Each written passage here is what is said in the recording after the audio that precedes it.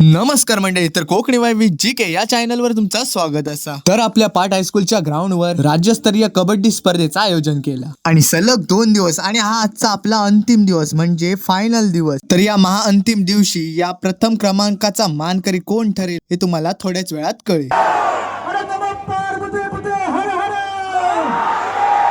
तर या कबड्डी फायनल सामन्यामध्ये काही प्रो कबड्डी स्टार दिसून येते. तर या रत्नागिरी संघामध्ये अजिंक्य पवार, शुभम शिंदे, आदित्य शिंदे अशी भली मोठं नाव या संघात सामील होती. तर पुणे या संघात विकास जाधव हे या संघात सहभागी होते. तर मंडळी, रत्नागिरी संघाची सुरुवात निराशेची झाली, तर पुणे या संघाची सुरुवात अप्रतिम झाली.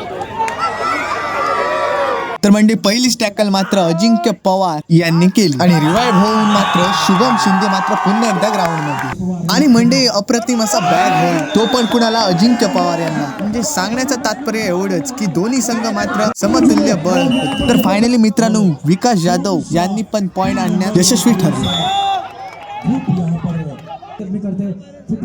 कमाल का है अजिंक्य पवार, कमाल का ये बंदा है, लेकिन इस बार देखो हायस्कूल मनपूर्वक अभिनंदन संघ मालकांचा. डिफेंस को हिलाते रखते हुए, जायजा लेते हुए, स्पीड यहाँ पर लगाते हुए, लेकिन इस बार.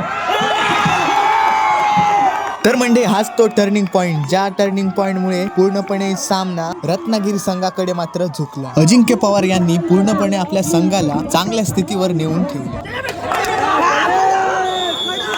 आणि हळूहळू सामना मात्र ठाणे या संघाकडून निसटताना.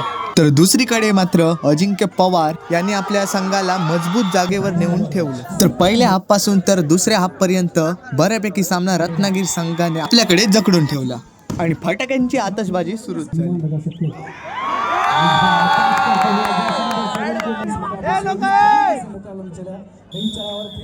आणि विजेता संघ मात्र वाघजाई रत्नागिरी यांच्या संयुक्त विद्यमातून आयोजित करण्यात आलेल्या राज्यस्तरीय कबड्डी. तर मंडळी, व्हिडिओ आवडला असेल तर लाईक आणि शेअर आणि सबस्क्राईब नक्की करा. फॉलो करू विसरा नका. धन्यवाद.